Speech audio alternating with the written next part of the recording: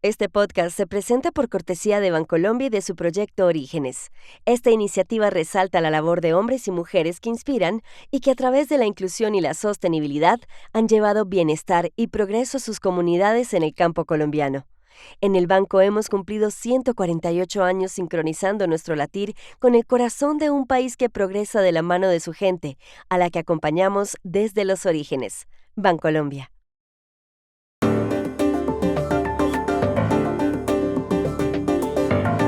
Mañana comienza oficialmente en México la campaña para las elecciones presidenciales.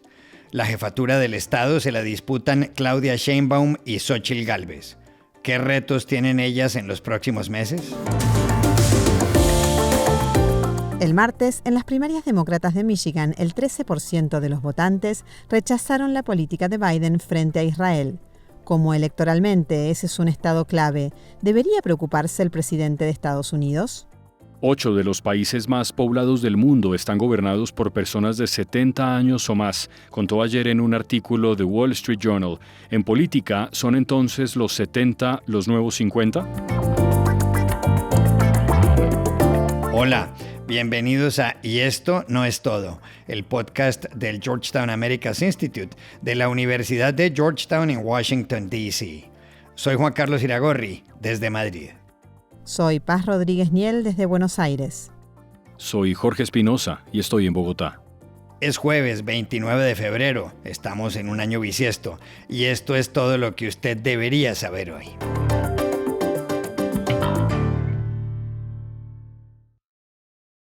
Mañana, 1 de marzo, empieza oficialmente la campaña para las elecciones presidenciales en México. La cita con las urnas es dentro de 3 meses, el 2 de junio. Según las encuestas, la presidencia se la disputarán Claudia Sheinbaum y Xóchitl Gálvez.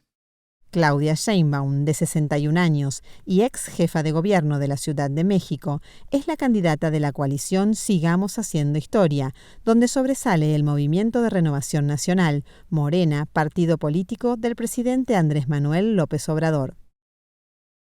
Estamos a punto de iniciar nuestra campaña por la presidencia de la República. El próximo 1 de marzo, viernes a las 4 de la tarde, los espero en el Zócalo de la Ciudad de México. Hay una enorme alegría, furor, emoción en todo el país porque inicia ya la campaña para la presidencia. Vamos muy bien. Sé que este 1 de marzo va a ser extraordinario y vamos a hacer historia. Xóchitl Gálvez también tiene 61 años y fue funcionaria pública. Representa a la coalición Fuerza y Corazón por México, que agrupa al Partido de Acción Nacional, el PAN, al Partido Revolucionario Institucional, el PRI, y al Partido de la Revolución Democrática, el PRD. Primero decirle a los mexicanos que soy una mujer de carne y hueso. Yo no crecí en pañales de seda. Yo conocí los cubiertos cuando llegué a la ciudad. Nunca había comido con cuchillo cubierto y me impactó. Yo soy una mujer, decían mis mejores amigas, media silvestre. Esa soy yo. Obviamente me eduqué, obviamente aprendo, pero nunca voy a negar mi esencia. Todo indica que Claudia Sheinbaum cuenta con más apoyo entre los 130 millones de mexicanos. Según el promedio de encuestas que hace el sitio web Oráculos, la respalda el 63% de la gente. Con Xóchitl Gálvez está el 31%. La diferencia es enorme. A Claudia Sheinbaum le favorece que la aprobación de López Obrador, según Oráculos, es del 63%. Algunos creen que, pese a las críticas contra la gestión del presidente, en estas elecciones ella puede superarlo en votos. Hace 6 años, votaron por López Obrador 30 millones de personas. La pregunta ahora es cuáles son los retos de Xóchitl Gálvez y Claudia Sheinbaum en la campaña que empieza mañana. Hablamos ayer en las calles de Ciudad de México con el columnista de Reforma y Expansión Política, Carlos Bravo Regidor. Yo creo que los retos que enfrenta Xóchitl Gálvez tienen que ver sobre todo con la naturaleza de la coalición que encabeza. Xóchitl Gálvez es la candidata de 3 partidos que a lo largo de la historia se habían concebido, se habían acostumbrado a pensarse como rivales. Casi que sus identidades se definían por oposición del uno al otro. el PAN, el partido de centro derecha, el PRI, un partido como de centro pragmático, y el PRD, que era la centro izquierda. Los tres partidos de la transición a la democracia ahora están todos juntos con ella. Y además con el añadido de que son partidos que tienen muy mala reputación entre el electorado. La gente no los quiere, los asocia con malos atributos o tiene una opinión más mala que buena de ellos. Ella tiene, por un lado, que hacer que los electorados de esos partidos que son muy distintos la adopten, la hagan suya, pero al mismo tiempo protegerse de la mala reputación de esos partidos. Y esa es una maniobra muy difícil de hacer con éxito. Respecto a Claudia Sheinbaum, yo creo que ella tiene el gran desafío, por un lado, de encarnar el apetito de continuidad que parece prevaleciente entre la mayoría del electorado, que es una mayoría obradorista. Ella ha sabido venderse, representarse como la continuadora de la obra de López Obrador en el poder. Y eso es probablemente su mayor fortaleza, y lo será como candidata, pero como presidenta pues va a tener que operar con un presidente que sale muy fuerte, que es una figura muy carismática dentro de su movimiento, que ella se supone que continuará su obra, pero pues que no va a ser él. Su desafío como candidata es seguir representando esa continuidad, pero pensando en que como presidenta pues querrá tener un sello propio, una visión suya. Y va a ser difícil porque está muy amarrada al presidente.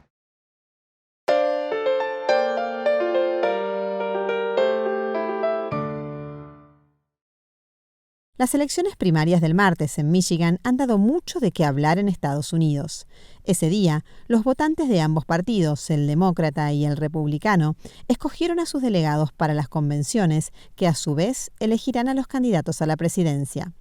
Entre los republicanos, cuya convención será en julio en Milwaukee, el gran ganador en Michigan fue el expresidente Donald Trump. Un 68,2% de los votantes lo respaldaron. Su oponente, la exgobernadora Nikki Haley, solo logró el 26,6%.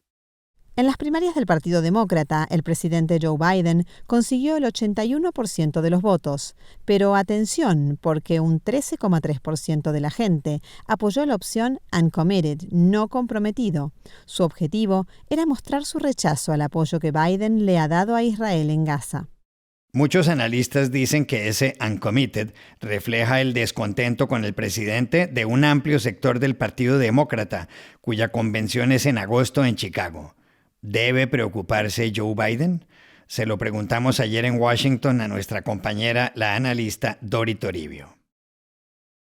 Sí, Juan Carlos, pero hay matices. Los votantes de Michigan en las primarias demócratas han enviado un claro mensaje de advertencia a la campaña de Joe Biden, que sí ganó muy ampliamente en las urnas, pero con ese alto porcentaje de votos no comprometidos, alrededor de un 13%, que en total son más de 100.000 votos, incluso en algunos distritos del estado, especialmente en zonas universitarias, esa cifra se eleva al 17% de votos no comprometidos. Para entender qué significa esto, es necesario explicar el contexto. En Michigan y en otros lugares, como Kentucky, Maryland o Carolina del Norte, existe esta opción en las papeletas para un voto no comprometido o uncommitted vote, que a diferencia de la abstención, en este caso el ciudadano sí va a las urnas y ejerce su derecho al voto, pero no elige a ningún candidato en señal de protesta. Es una especie de voto castigo para mostrar desacuerdo o desafección con algún político o con ciertas políticas. Y no es algo raro. Por ejemplo, en las primarias demócratas de Michigan en 2012, en las que solo estaba el entonces presidente Barack Obama, hubo más del 10% de votos no comprometidos. Y en las de 2008, que ganó Hillary Clinton, hubo más del 40%, aunque en aquella ocasión eran otras circunstancias. Pero quedémonos con el dato de que suele haber o puede haber votos no comprometidos. Lo problemático esta vez para Biden es que son muchísimos, más de 100.000, y después de una campaña intensa de diversas organizaciones y activistas que movilizaron este voto como señal de protesta específica contra el apoyo de Biden a Israel en la guerra en Gaza. Esto en un estado con una de las mayores poblaciones árabes de todo el país, donde ya ha habido numerosas protestas contra Biden por este asunto que, según las encuestas, genera mucha oposición a la Casa Blanca entre los votantes demócratas más jóvenes, y además en un estado clave en las elecciones presidenciales de Estados Unidos, que ha sido decisivo en la última década, porque es uno de esos estados pendulares o swing states que puede cambiar de color político dependiendo del año. En los comicios de 2020, Biden ganó al republicano Donald Trump en Michigan por apenas unos 150.000 votos, y en las presidenciales de 2016, Trump ganó a la demócrata Hillary Clinton por unos 10.700 votos. Estamos hablando de márgenes muy estrechos, y ahora los sondeos indican que el próximo 5 de noviembre las cosas van a estar otra vez muy ajustadas en Michigan entre Biden y quien muy probablemente será su rival en las urnas, Donald Trump. Michigan puede ser nuevamente este 2024 un estado decisivo. Por eso, todos estos votos no comprometidos en este estado del Rust Belt o cinturón del óxido son una señal de alerta para el presidente Biden en su camino hacia la reelección, porque un puñado de votos puede cambiarlo todo. Pero esto no es definitivo, porque la pregunta ahora es si estos votantes que han enviado este mensaje de castigo ahora en las primarias harán después lo mismo en las elecciones presidenciales, cuando en juego está la Casa Blanca.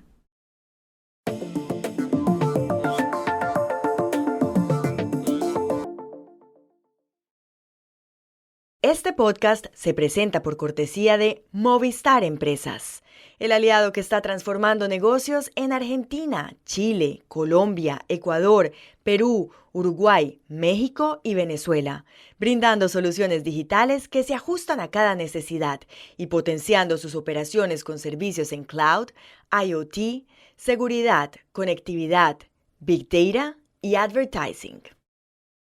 Y este podcast también se presenta con el patrocinio de Tecnoglass, el poder de la calidad. Tecnoglass es la compañía líder en la manufactura y comercialización de vidrios, ventanas y fachadas para el mercado de la construcción en Estados Unidos y el mundo. Para mayor información, visite nuestra página web www.tecnoglass.com. El diario estadounidense The Wall Street Journal publicó ayer un artículo con un dato curioso. 8 de los 10 países más poblados del mundo están gobernados por personas de 70 años o más. Veamos la lista, empezando por el país con mayor cantidad de habitantes. En la India, el primer ministro Narendra Modi tiene 73 años. En la China, el presidente Xi Jinping, 70. En Estados Unidos, el presidente Joe Biden, 81 años. En Nigeria, el presidente Bola Tinubu, 71. Y en el Brasil, el presidente Lula da Silva, 78.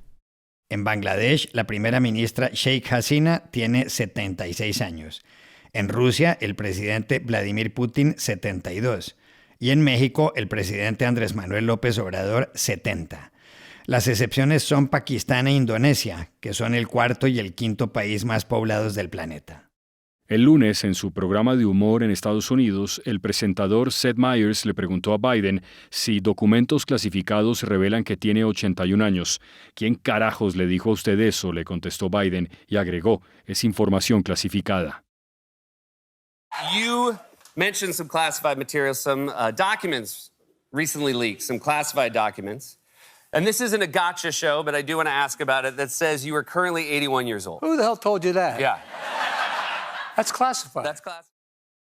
Myers siguió preguntándole a Biden por el tema. Le dijo que, bromas aparte, a la gente le preocupa su edad de cara a las elecciones. Biden le respondió que, en primer lugar, el otro tipo, es decir, Donald Trump, que tiene 77 años, no puede recordar el nombre de su propia esposa. Biden añadió que la cuestión es qué tan viejas son las ideas que uno tiene. Más adelante subrayó, por ejemplo, que el expresidente Trump favorece la reciente decisión de la Corte Suprema de Justicia que dejó sin efecto el fallo Roe vs. Wade que legalizó el aborto en 1973. all jokes aside, according to recent polling, this is a real concern for American voters. How do you address that concern going forward as you come up to the 2024 election? Well, a couple things. Number one, you got to take a look at the other guy. He's about as old as I am, but he can't remember his wife's name. Yeah. And number one. Number two, it's about how old your ideas are. En cualquier caso, lo que afirma The Wall Street Journal es que a día de hoy, más de 4.000 millones de personas, es decir, la mitad de la población mundial, está gobernada por gente muy mayor, que está en los 70 años o más. El artículo concluye que en política los 70 son los nuevos 50. La pregunta ¿es eso verdad? Pues llamamos ayer a Carolina Gilas, politóloga de la UNAM, la Universidad Nacional Autónoma de México, uno de los países gobernados por un setentón. Están planteando hoy, Juan Carlos, una gran pregunta. Es un tema muy complejo de contestar en poco tiempo sin caer en simplificaciones, en discriminación, y creo que vale la pena pensarlo en 3 dimensiones. Uno, que la edad es muy relativa. Nuestra genética, las enfermedades que hemos tenido, tipo de alimentación, nuestro estilo de vida, todo eso cambia el panorama y los años 70, 80 de una persona pueden ser muy distintos para la otra. Segundo, es una cuestión que solemos pensar en términos de la capacidad cognitiva de las personas, de si son capaces de recordar, de tomar decisiones, de pensar de manera rápida.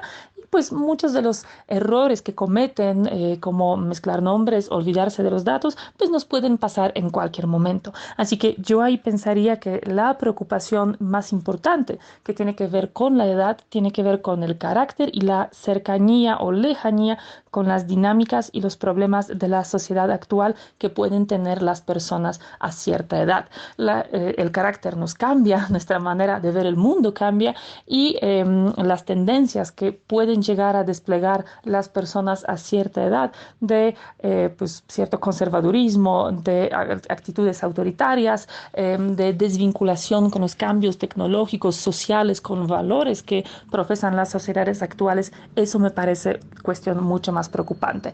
Y tercero, creo que también hay que recordar que en esta lista de países que acaban de mencionar, varias son dictaduras, son los regímenes no democráticos, donde estos liderazgos ya septuagenarios llevan en el poder 1, 2 décadas o más. O sea, llegaron al poder siendo bastante más jóvenes, solo que no lo quieren soltar. Y quizá en las democracias donde han llegado a ser electos este tipo de liderazgos de esa edad, en algunas ocasiones parece ser más bien a pesar de la edad que gracias a la edad. Yo finalmente creo que coincido con el presidente Biden en que el problema real no es la edad, sino la edad de las ideas. Qué tan viejas, qué tan recientes, qué tan vigentes llegan a ser las ideas de las personas que buscan gobernar nuestras sociedades. Y estas son otras cosas que usted también debería saber hoy. En Estados Unidos, la Corte Suprema de Justicia anunció ayer que en la semana del 22 de abril empezará a estudiar un recurso de apelación interpuesto por Donald Trump, según el cual él goza de inmunidad con respecto a los actos que realizó cuando fue presidente. A principios de este mes, una corte federal acogió la tesis del fiscal Jack Smith, que lo acusa de haber tratado de desconocer el resultado de las elecciones de 2020, cuando fue derrotado por Joe Biden. Para efectos criminales, el presidente Trump es el ciudadano Trump, sentenció esa corte. En España, el Congreso de los Diputados fue escenario ayer de un intenso cara a cara entre el presidente del gobierno, el socialista Pedro Sánchez, y el líder de la oposición, el conservador Alberto Núñez Feijóo. El tema fue el escándalo de la compra de mascarillas, a cambio de supuestas comisiones durante la pandemia. El principal sospechoso es Koldo García, ex asesor del entonces ministro de Transportes, José Luis Ábalos. Señor Sánchez, sin rodeos. Usted lo sabía y lo tapó. La caída en desgracia del señor Ábalos no le protege, señor Sánchez, le desnuda. Señoría, causa sonrojo el que piense que puede sacar tajada política de la corrupción. Finalmente, 2 noticias sobre inmigración en Estados Unidos. La primera, según un sondeo el martes de la firma Gallup, los inmigrantes son el mayor problema para el 28% de los encuestados. El 20% votaron por el gobierno, el 12% por la economía y el 11% por la inflación. La otra noticia es que los republicanos en Arizona han presentado un proyecto de ley para que una persona pueda matar libremente a un inmigrante que cruza por su rancho tras haber atravesado la frontera con México. La gobernadora demócrata Katie Hobbs dijo que, de ser aprobada la iniciativa, la vetará.